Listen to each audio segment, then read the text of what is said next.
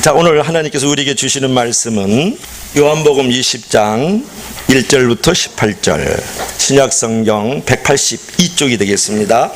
우리가 주인에게 충성하는 개 이야기는 참 많죠. 이태리 어느 소읍에는 피도라는 그런 개의 동상이 있는데, 어느 날 피도가 이렇게 장난치다가 물에 빠졌어요. 죽음 직전에 어떤 한 사람에게 구출을 당해요. 그 사람은 이제 이 피도라는 이 강아지를 집에 데려다가 키웠는데, 그 피도가 주인의 은혜를 깨닫고 알고 얼마나 주인을 사랑하는지 주인이 직장에 갈 때는 매일 13년 동안이나 버스 정류장에 매일 갔어요. 직장에서 퇴근할 무렵에는 미리 또 정류장까지 가가지고 주인을 데리고 오는 거예요. 같이 오는 거예요. 그러니까 피도라는 개가 아주 충성스러운 개였던 것을 우리가 알 수가 있죠.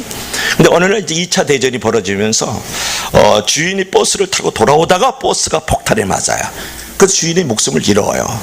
그날도 어김없이 피도는 주인이 오는 줄 알고 정류장에서 주인을 기다리는데 주인이 오지를 않아요. 그때부터 그 자리를 계속 몇 년을 기다렸느냐가 중요한데, 13년 동안이나 정류장을 떠나지 않고 죽은 주인을 기다리다가 결국 그 자리에서 죽어요. 얼마나 감동적인 얘기입니까? 걔도 자기의 주인의 그 은혜를 안다는 거예요. 그처럼 누군가에게 우리가 은혜를 받았다 그러면 결코 그 은혜를 여러분 배신하지 마십시오. 그 구원의 은혜를 결코 저버리면 안 되는 거예요. 인생의 불행은 뭐냐? 은혜를 깨닫지 못할 때부터. 인생의 저주는 뭐냐? 은혜를 감사할 줄 모르는 사람이 저주예요. 근데 오늘 보면은 피도라는 이름을 가졌던 이 개처럼 아주 주인에게 그 은혜를 아주 이렇게 깨닫고 은혜를 감사하는 한 여인이 나오는 것을 발견할 수 있죠. 누굽니까? 은혜를 기억하는 여인 막달라 마리아. 여러분, 본문에는 막달라 마리아가 부활하신 주님을 만나는 장면이 나오지 않습니까? 얼마나 큰 축복입니까? 여러분, 막달라 마리아처럼 우리가 복된 존재가 되려고 그러면 어떻게 해야 될까요? 또 막달라 마리아는 그 부활하신 우리 주님을 첫 번째로 만나는 놀라운 기적과 축복을 경험해요. 여러분, 그런 기적과 축복을 부활하신 주님을 통해서 내가 받으려면 어떻게 해야 될까요? 첫째로 따라합시다. 주님을 사모하라. 성경기절 한번 읽어볼까요? 시작. 안식 후 첫날 일찍이 아직 어두울 때에 막달라 마리아가 무덤에 와서 돌이 무덤에서 옮겨진 것을 보고. 아멘. 여러분, 본문 1절 말씀을 보면 안식 후 첫날 이른 아침 아직 어두웠을 때 막달라 마리아가 예수님의 무덤에 왔어요. 왜 그때 주님의 무덤으로 갔을까? 그것도 안식 후 첫날 일찍이, early in the morning, 새벽이 되겠죠. 여러분, 예수님의 무덤에 왔어요. 왜 그때 주님의 무덤으로 갔을까? 여러분, 그 내용을 아실까요? 유대의 율법에 의하면은 토요일이 안식일이거든요. 안식일에는 무덤을 찾아갈 수 없었기 때문에 안식일이 지나자마자 일찍이 기다렸다가 안식 후 첫날 일찍이, 이 단어가 중요해요. 새벽에 급히 서둘러서 주님이 계셨던 그 무덤으로 찾아간 것이다, 그런 말이에요. 여러분, 그처럼 무덤에 와서 보니까 돌이 무덤에서 옮겨간 것을 보고 그저는 무덤 안으로 들어가지 않고 즉시 돌아가서 베드로와 요한이라는 그 예수님의 제자들이 있잖아요. 수제자들이죠. 찾아갔어요. 결국은 이제 베드로가 무덤 안에 들어갔는데 오늘 6절 7절 말씀을 보면 예수님의 시신은 없어요. 시체는 없어졌고 세모포만 놓여 있는 거예요. 예수님의 머리를 싼 곳은 이제 딴 곳에 이렇게 개켜 있고 말이죠. 그렇게 무덤 안을 살핀 후에 이제 베드로와 사도 요한이 어떻게 했느냐가 중요한데요. 주님 없네? 주님 없네? 무감정. 그냥 집으로 돌아가요. 여러분, 남자라는 게 원래 그런 거예요. 그걸 알고 살아야 되고 그런 줄 알고 서로 인생을 만들어 가야 돼요. 아무리 남자라지만 3년 동안 정말 이제 밥도 같이 먹고 둘이서 같이 잠도 자고 복음도 전하고 그랬던 제자들 아니에요. 그 베드로하고 요한이 말이죠. 이렇게 정도 없고 눈물도 없을까 말이죠. 명색이 한 명은 예수님의 수제자예요, 베드로. 그리고 예수님의 가장 사랑을 받았던 요한. 이 두 사람인데 말이죠. 없네? 그리고 가버리는 거예요. 여러분, 그러나 본문 11절 말씀을 보면 막달라 마리아는 무덤을 도저히 떠날 수 없어서 무덤 밖에서 울면서 몸을 굽혀려 가지고 무덤 속을 들여다보는 거예요. 여러분, 이 장면을 보면 그녀가 참 주님을 사랑했다는 것을 우리가 알 수가 있지 않습니까? 사실 성경에서 그녀처럼 예수님을 사랑했던 사람은 없었어요. 그녀는 7 귀신이 들렸던 사람이, 일설에 의하면 로마 군인들에게 몸을 파는 창녀였다 그런 말이에요. 근데 예수님을 통해서 귀신이 쫓겨나가게 되고, 그 다음에 몸을 팔았던 그 여인이 이제는 내가 신앙을 이제 지키고 마음을 지키는, 몸을 지키는 그런 이제 거듭남의 삶을 예수님을 통해서 얻었거든요. 그러니까 그 의뢰를 기억하면서 말이죠, 걔 피도가 말이죠, 그 주인을 13년 동안 그 정류장에서 기다리는 것처럼 예수님을 정말 사랑하는 마음으로, 사모하는 마음으로 그 무덤에 왔단 말이에요. 아침 일찍이. 여러분, 그녀는 주님의 십자가를 지실 때에도 끝까지 그 십자가 밑에서 현장을 떠나지 않았었고, 죽은 다음에도 그 무덤 곁을 떠나지 않았던 사람이 누구냐? 바로 막달라 마리아다 그런 말이에요. 그의 신앙의 고백은 뭡니까? 사모하는 마음이 있었기 때문에 그런 거예요. 부활하신 주님을 제일 처음 만나는 놀라운 기적과 축복을 경험했던 사람이 누구냐면 막달라 마리아거든요. 사모하는 사람은 부활의 주님을 만날 수 있는 거예요. 아침 일찍이, 지금으로 말하면 새벽이죠. 날마다 우리가 부활주일이거든요. 그래서 주일을 지키는 거거든요. 아침 일찍이 신앙이 얼마나 중요합니까? 누가 주님을 만나고 주님의 은혜를 체험합니까? 주님을 사랑하고 간절히 사모하는 자가 주님을 만나고, 또한 주님의 몸된 교회를 사랑하고 섬기는 자가 주님의 은혜와 축복을 경험하는 줄로 믿을 수 있기를 바랍니다. 여러분, 교회 한 번 더 찾아오세요. 기도하러 찾아오세요.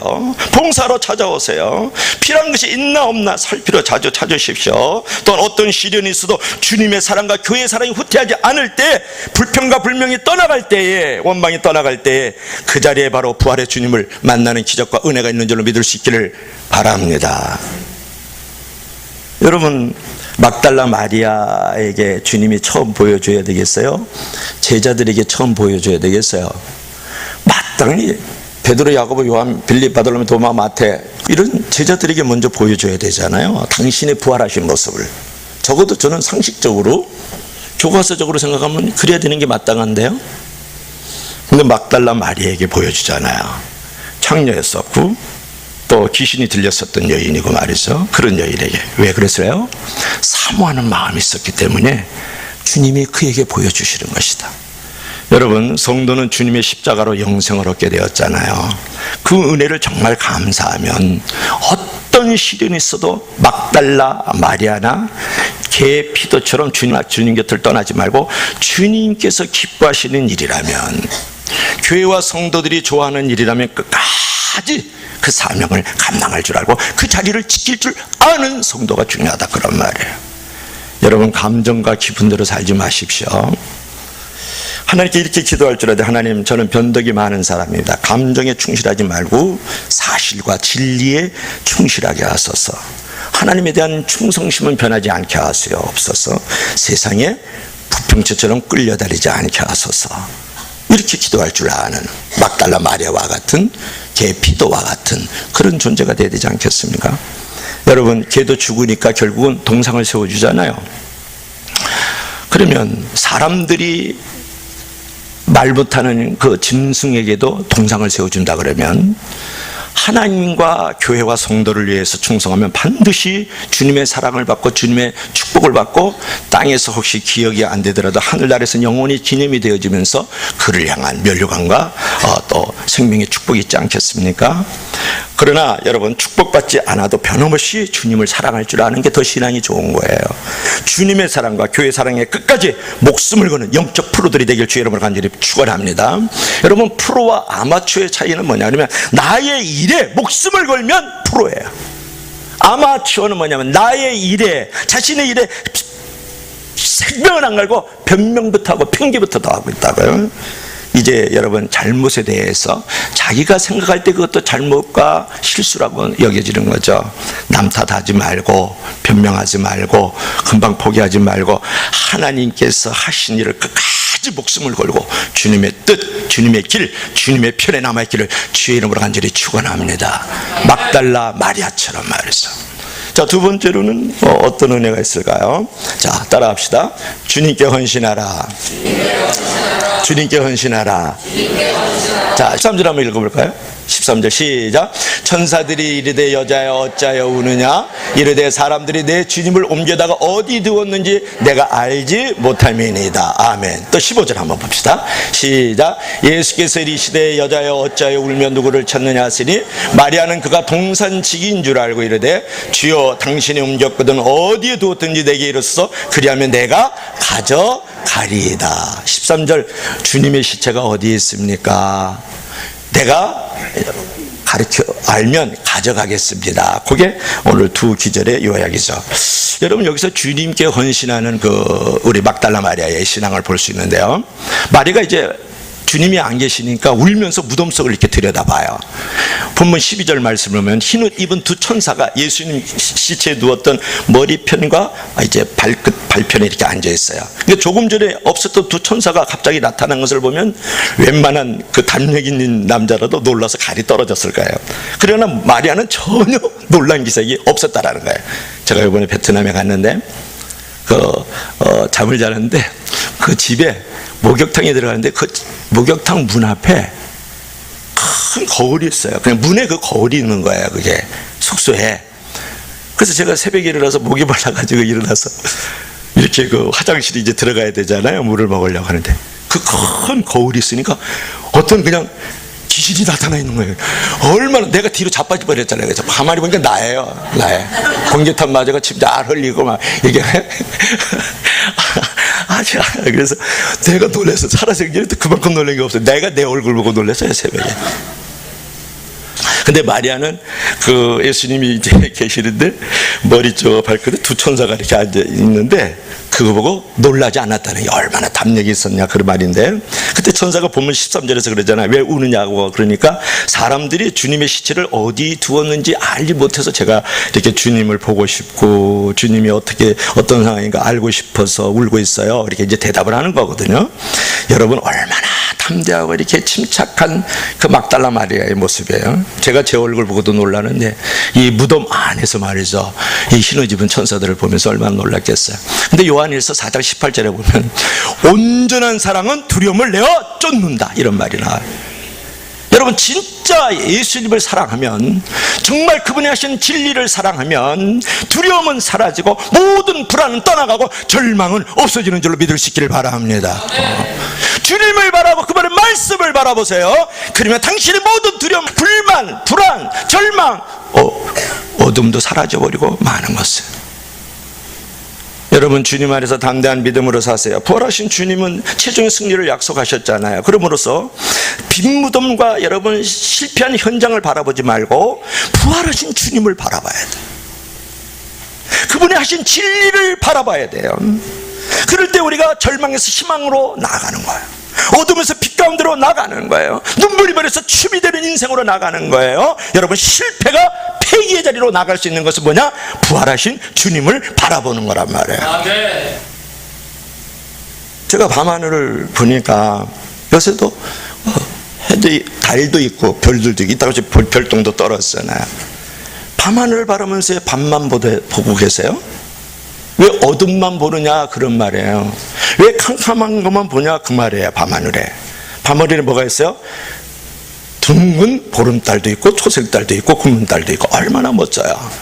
그리고 수십 개, 수백 개, 수천 개, 수억 개의 별들이 밤하늘을 수놓고 있잖아요. 이따금씩 별똥도 떨어지잖아요. 얼마나 멋있어요. 꼬리에 그저 빛을 내면서 쫙 떨어지는 그런 모습들. 여러분 인생의 밥입니까? 거기에 달이 있어요. 구문달이 있을 수 있고 보름달도 있다고요. 거기에 북극성도 있고 또 해왕성도 있고 달이 다 있어요. 별들도 있단 말이에요. 그래서 우리가 밤하늘에 밤만 보지 말고 달도 볼 줄 알고 별도 보는 인생이 되기를 주의 이름으로 간절히 축원합니다. 밤만 바라보면 어두운 인생으로 가는 거예요.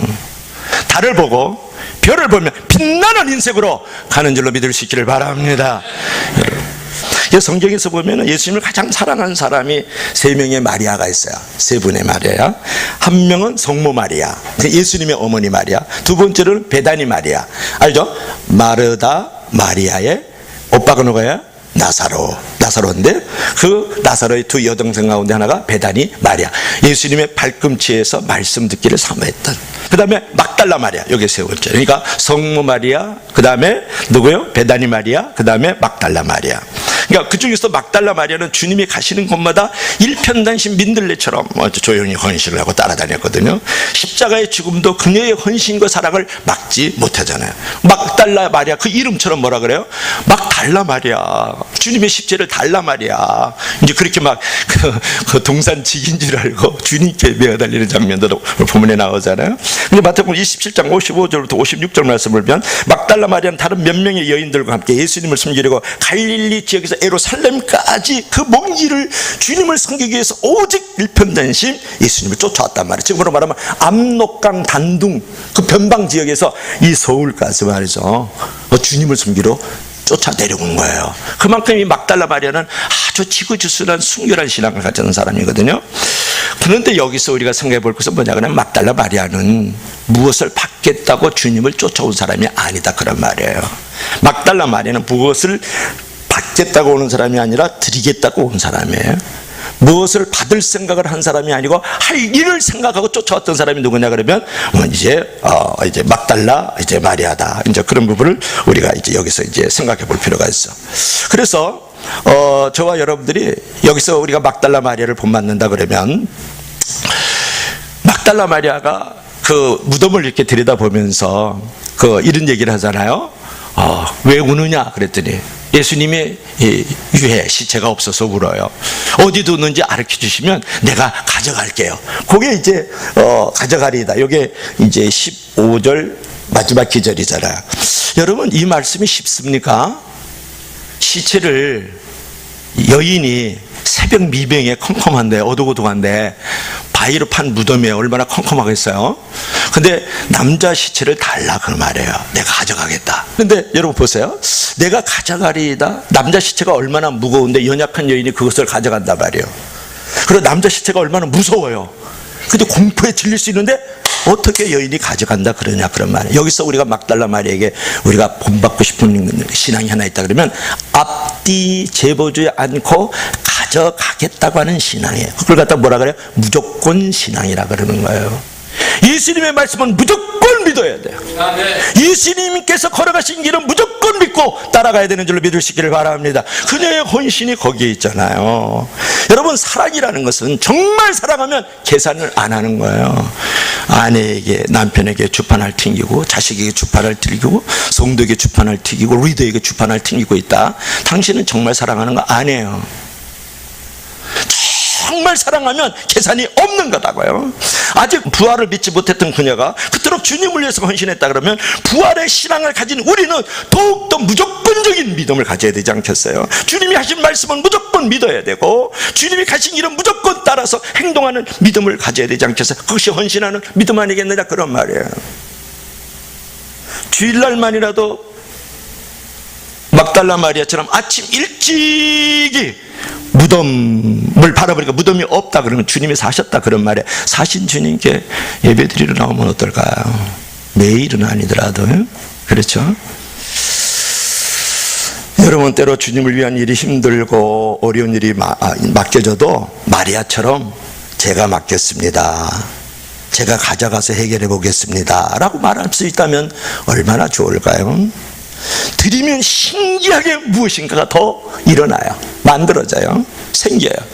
그런데 신기하게도 주님에게 드리지 않으면 무엇인가 빼앗기고 약탈되고 도둑질 당하는 그런 삶이 되어진단 말이에요.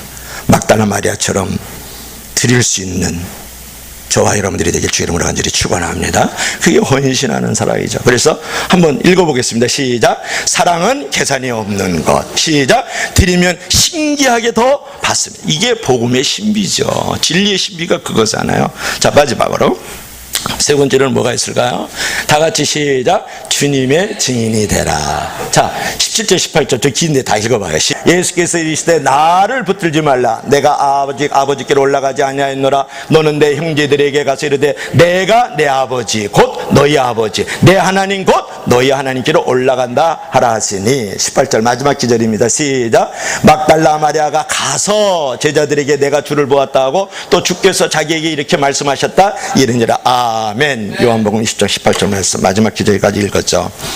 이런 겁니다. 우리가 막달라 마리아처럼 증인이 되라는 얘기인데, 막달라 마리아가 제가 시체를 가져가겠습니다 라고 말하니까 예수님도 그녀의 헌신적인 사랑에 감격해서 자신의 정체를 드러내세요. 이제 동산직인 줄 알았거든요. 본문 16절에서 마리아야 이렇게 말씀을 하셨어요. 그 음성을 듣고 막달라 마리아는 금방 주님의 음성인 줄 알고 너무 반가워서 선생님 그래서 소리를 치면서 예수님의 품에 안겨요. 날 너무 감동적이지 않아요? 마리아야, 김집사야, 이장로야, 장목사야, 주님이 찾으시는 음성조차 듣지 못하는 그런 신앙의 자리에 머물면 되겠습니다. 금방 알아차고 선생님 그러면서 그 주님의 품에 안기려는 막달라 마리아를 보세요. 주님이 찾으시는 음성이 여러 가지로 들려오지 않습니까? 목사님 말씀을 듣다가 성경을 읽는 중에 내게 삶의 자리 속에서 여러 가지로 음성이 들려요. 심지어는 당나귀를 통해서도 하나님의 음성을 듣지 않습니까? 아직도 그것을 음성을 듣지 못하고 있다 그러면 당신은 참 주님을 멀리 떠나 있다고 보면 좋겠죠. 그러니까 주님께서 17절에 뭐라고 말씀하냐면 나를 만지지 말라. 내가 아직 아버지께로 올라가지 아니하였노라. 그렇게 말씀해요. 어떤 명령을 주십니까? 그러면서 너는, 그렇죠? 너는 내 형제들에게 가서, 여기 가서라는 단어가 중요하죠. 가서 내가 내 아버지 곧 너희 아버지 내 하나님 곧 너희 하나님께로 올라간다 하라 하시니. 18절에 결국은 뭐냐면 18절 한번 봅시다. 18절에 막달라가 가라 그랬더니 갔잖아요. 가서 제자들에게 내가 주를 보았다고 주께서 자기에게 이렇게 말씀하셨다 이러냐. 결국은 막달라 마리아가 가서 제자들에게 부활하신 주님을 증거하는 거예요. 그 말씀을 증언하는 모습이 18절의 마지막 기절로 우리에게 다가오고 있지 않습니까? 여러분, 이 말씀이 무지 우리에게 도전이 되는 말씀이 돼야 돼요. 성도들은 항상 주님 품에 있고 싶은 거예요. 저도 역시 마찬가지. 늘 교회 품에 있고 싶다고요. 우리 성도들 품에 있고 싶은 것이 목사고 여러분일 수 있어요. 그럼에도 불구하고 우리 주님께서 오늘 막달라 마리아에게 뭐라 했어요? 가서 제자들에게 복음을 전하라고 말씀. 여러분에게도 가서 세상에 복음을 전하라고. 여러분의 가정에, 여러분의 직장에, 여러분의 사회, 여러분의 캠퍼스에서 복음을 전하라고 그랬지 있잖아요. 가서 부활의 증인을 가지라는 거예요. 증거하라는 거예요. 여러분 이 세상 속으로 가서 여러분이 변질되지 말고 세상을 변화시키라는 거예요. 분리주의로 살지 말고 세상 속에 들어가서 개혁주의로 살아나는 거예요. 가서 나를 보았다고 전해라. 내가 말한 거 그대로 말을 전해라. 이렇게 얘기하고 있잖아요. 그렇다면 저와 여러분들이 여기서 막달라 마리아를 통해서 우리가 교훈을 받는 것은 있잖아요. 여러분 1절 한번 보세요. 1절에 보니까 안식 후 첫날 일찍이 아직 어두울 때에 막달라 마리아가 무덤에 와서 돌이 무덤에서 옮겨진 것을 보고 그랬죠. 1절에 보면 와서 돌이 옮겨진 것을 보았다 그런 말이에요. 빈 무덤을 보았다. 그러면 그 빈무덤의 주인공은 누구였어요? 예수님이었잖아요. 예수님께 다시 사셨다라는 거예요. 그러니까 와서 보았어요. 그렇죠? 그런데 오늘 18절에 뭐라요? 가서 보았던 걸 증거하라 그런 말이에요. 1절에서는 왔어요. 18절에서는 갔어요. 이것이죠. 왔다 가는 신앙이 중요하단 말이에요.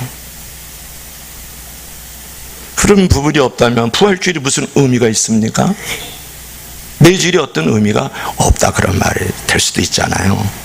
여러분 막달라 마리아가 이런 신비주의적 삶을 포기하고 안일주의의 삶을 포기하고 분리주의의 삶을 포기하고 이제 가서 제자들에게 부활의 도를 전했다 그런 말이야. 이 장면에서 참 저는 진짜 우리 주님께서 제자들에 대해서 대하시는 걸 보면 내가 이해가 안 되는 부분이 너무 있는 거예요. 사랑하시되 끝까지 사랑하시는 주님을 본받길 주 이름으로 간절히 축원합니다. 제자들이 가서 복음을 전하라. 제자들이 누구에게 복음을 전해야 되겠어요? 이 창녀에게 복음을 전해야죠. 이 천하고 무능한 이 여인에게 복음을 전해야 되지 않겠어요? 귀신 들렸던 이 여인에게 복음을 전해야 되지 않겠어요? 근데 막달라 마리아가 제자들에게 복음을 전하라고 예수께서 명령하시니까 가서 제자들에게 복음을 전하는 이 모습을 보세요. 얼마나 우리에겐 귀감이 되고 귀일이 되는 사람입니까? 복음을 전할 수 있는 저와 여러분들이 되기를 주의 이름으로 간절히 축원합니다. 여러분은 전도라는 것은 삶의 최고의 목표가 돼야 되고 가장 중요한 우선순위가 돼야 된단 말이에요. 어느 날 무디 목사님이 전도 설교를 하니까 한 청년이 찾아왔어요. 목사님, 전도도 중요하지만 먼저 은혜가 있어야 복음을 전하죠. 우리 청년들이 대충 그죠? 저항 아닌 저항하자. 무디 목사님이 말했어요. 그거 핑계야. 원망하고 불평하면 영혼과 공동체를 깨뜨리는 독이야, 죽이는 독이야 그랬어요. 은혜가 있어야만 복음을 전한다고 생각하지 말게. 핑계하는 삶에는 은혜가 없어. 전도는 사명이고 명령이야. 먼저 전하면 은혜가 되네 그랬다라는 거 아니에요. 사랑하는 성도들이요, 은혜가 있어야 복음을 전하는 게 아니고 역설적으로 복음을 전하면 은혜가 있는 줄로 믿을 수 있기를 바랍니다. 그런 신앙이 중요하지 않겠습니까? 그래서 러시아의 소설을 보면 니콜라스 고글이라는 사람이 외투라는 그런 소설을 하나 져요. 1840년대니까 꽤 오래된 소설이죠. 거기 보면 이제 외투라는 소설인데 그 외투 한 벌을 사는 노인의 얘기가 나와요. 그 노인이 어떤 사람이었냐 그러면 관청에서 말단 서기 관리, 서기예요. 그냥 말단 직원이에요. 근데 이제 외투가 딱 한 벌이 있는데 이게 이제 수리도 안 돼요, 이제는. 그래가지고 이 외투를 수리할 수 있으니까 돈을 모아요. 돈을 모아서 밥도 안 먹고 촛불도 안 쓰면서 4개월을 돈을 모아요. 그래서 외투를 한 벌 샀어요. 아주 멋있는 외투를 하고 집으로 돌아오는데 강도를 만나가지고 외투를 빼앗겨요. 이 노인은 삶의 의미를 잃어버리고 무서운 절망감에 서서히 죽어가거든요. 죽어가는데 어떤 내용이냐 그러면 이제는 그 유명 인사들을 찾아가요. 말하자면 법원도 찾아가고 또 유명한 사장도 찾아가서 내가 너무 억울하다 그랬더니 이 사람이 변변하지 못하거든요. 그러니까 그 사람을 무시해요. 그러니까 거기서 이제 절망을 하면서 그냥 죽어버리고 말아요. 우리는 이 예쁜 외투 한 벌만 추구하는 삶이 되어서는 안 된다는 거야. 여러분, 여기는 고골이라는 사람이 쓴 이 외투에는 이 외투가 그 사람의 인생의 전부지만 여러분들의 외투는 무엇이냐고 묻고 싶은 거예요. 화장실 하나에서 2개로, 20평에서 30평 아파트로, 직장 20만 원짜리에서 예를 들면 200만 원짜리 직장을 옮겨지는 것으로 여러분 여기에 승부를 걸지 말아라. 그러니까 이 땅에 하나님이 우리에게 보내신 그 목적과 기대를 생각하면서 살아야 된다는 거예요. 그 핵심적인 목적이 뭡니까? 바로 복음 전파예요. 무엇을 하든지 여러분 전도의 목적을 둬야 돼요. 증인의 사명에 여러분 생명을 걸어야 된다고요. 취미생활도 전도의 목적을 가지고 하고 우리가 가진 모든 물질과 재능과 시간과 몸도 전도를 위해서 활용할 줄 알아야 된다. 삶의 우선순위를 영혼 구원에 두면 점차 승리하고 목적 있는 삶이 되지만 삶의 목적을 세상의 축복에 두면 점차 인생이 파산하게 되고 파경하게 되고 파멸하는 삶을 살아간다고요. 여러분, 전도는 생명이고 축복인 거예요. 교회가 공간이 채워지는 것, 교회가 건물 세워지는 것, 교회가 돈 많아지는 것, 그게 전도가 아니라고요. 당신의 생명을 정말 지켜주는 건 전도입니다. 당신의 가정을 정말 지켜주는 건 전도라고요. 이 세상과 이 나라를 지켜주는 건 전도입니다. 이 나라 민족과 열방을 지켜주는 것도 전도인 줄로 믿을 수 있기를 바랍니다. 우리의 삶의 이유가 분명해야 되지 않습니까? 현대인의 가장 큰 능력은 뭐냐면 돈이에요. 돈. 복음은 돈보다 더 능력이 있다는 사실을 아세요? 복음은 모든 문제를 해결해주는 원천이에요. 능력이에요. 권세예요. 예수 그리스도와 그분의 나라, 그분의 진리는 모든 문제를 해결해주는 능력의 원천이고 축복의 원천이고 생명의 원천이거든요. 여러분, 돈이, 신분이 모든 문제 해결해 줍니까? 정말 물어보는 거예요. 돈이 모든 문제를 해결해 주냐? 그런 말이에요. 그래서 우리가 가장 중요한 것은 무엇입니까? 복음에 생명을 걸어야 되는 줄로 믿을 수 있기를 바랍니다. 복음만이 인생의 해결이고 삶의 모든 문제는 복음 안에서만 해결이 되는 거예요. 내 생의 최대의 발견은 뭐예요? 예수님 불쌍한 죄인이 나를 위해서 죽으셨고 나를 구원해 줬다는 이 놀라운 사실을 발견하는 게 인생 최대의 발견이에요. 금은 뭐가 발견이 아니에요. 그래서 우리의 모든 성공과 소유를, 재능과 시간을 하나님께 영광을 돌리는 부활의 신앙을 회복하기를 주 여러분과 간절히 축원합니다. 부활이 뭐예요? 다시 사셨다라는 거예요. 예수님이 다시 사셨다. 여러분의 생활이 다시 사시지 않으면 부활주일이 무슨 의미가 있습니까? 여러분의 삶과 여러분의 인격과 여러분의 신앙이 다시 살아나지 않으면 부활주일, 이 주일이 무슨 의미가 있느냐, 그런 말이에요. 부활주일 올바로 지키를 주 여러분으로 축원합니다. 부활신앙 올바로 갖기를 주 여러분으로 간절히 축원합니다. 그것이 중요하죠. 오늘 마지막 얘기를 하고 마치려고 합니다. 13년 동안 주님을 기다렸던 계획 안에서, 피도라는 계획 안에서 얘기를 했는데, 제가 이번에 바깥에 나가 있는데 BBC 방송, 우리나라 신문에도 나왔던데요, 27년 만에 깨어난 어머니의 사건 잘 아시죠?